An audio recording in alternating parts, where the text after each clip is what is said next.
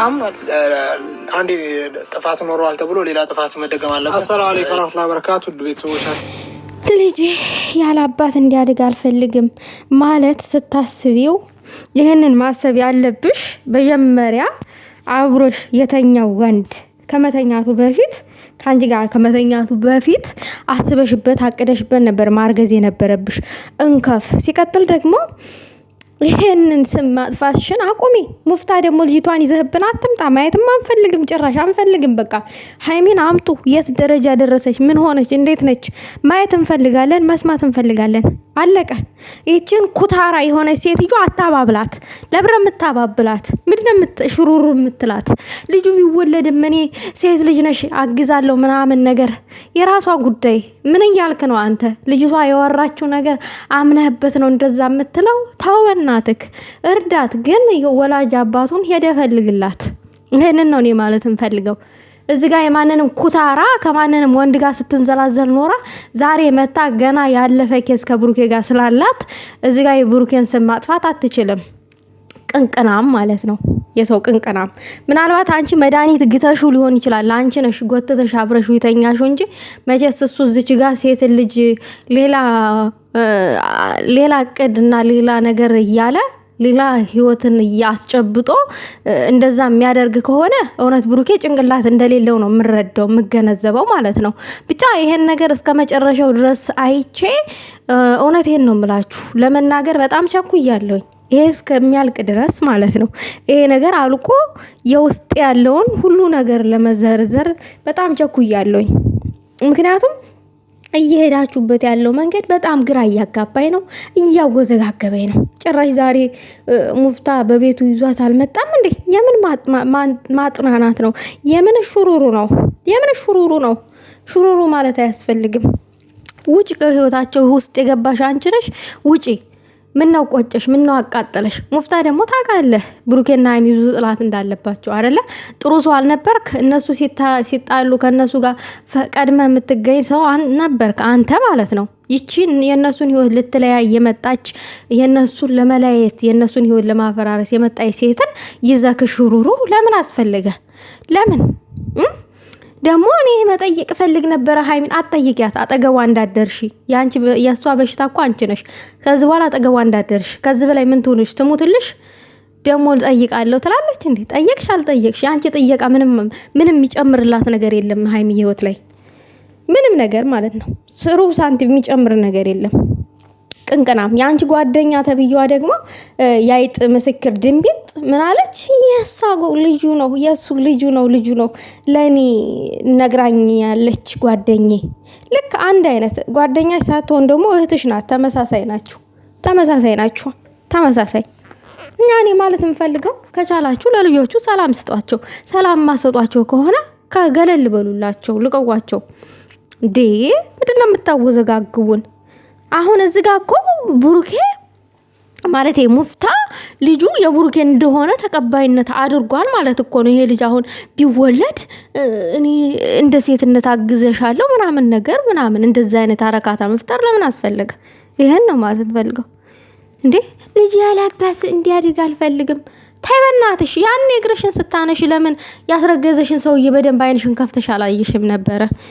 በመጀመሪያ እግርሽን ተምትከፍቺ አይንሽን መክፈት ነበረብሽ። አይን እግርሽን ለመክፈት ከምትሮጪ አይንሽን መክፈት ነበረብሽ። ምክንያቱም የሚያዋጣውና የሚጠቅመው በቅድሚያ አይን መክፈት ነበረ እግር ከመክፈት። ምክንያቱም ምን መሰለሽ መዘዙ የሚተርፍሽ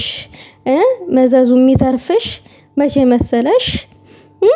አይንሽን ጨፉነሽ ያደረግሽው ቀን ነው። ያን ጊዜ ነው መዘዙን ወደ ህይወትሽ እያመጣሻለሽው እየተቀበልሻለሽው ማለት ነው። ይሄ ያንቺ ስተትሽ ነው፣ የራስሽ ስተት ነው።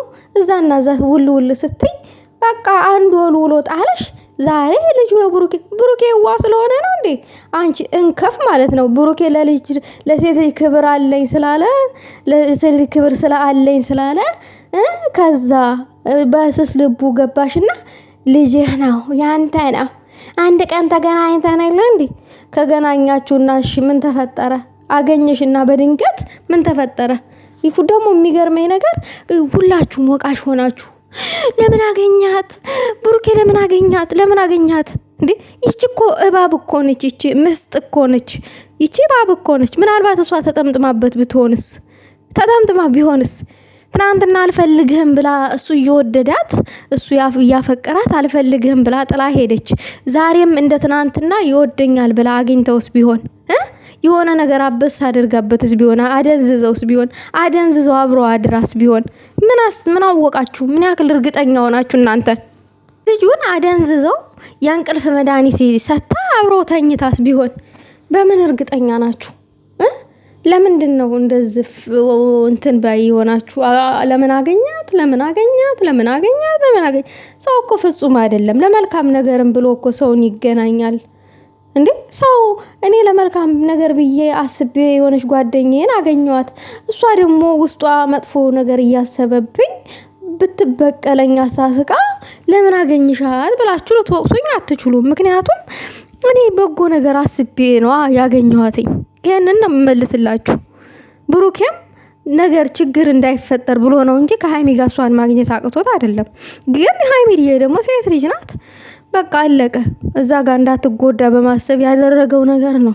እኔ ነው የተረዳሁት። እንደዛ ነው። የምሬን ነው የምላችሁ። ብዙ ጊዜ አንዳንድ ሴቶች አሉ፣ መጥፎ ሴቶች የወንድ ልጅ ልብ ያዩና ማለት ነው ይጎዳሉ።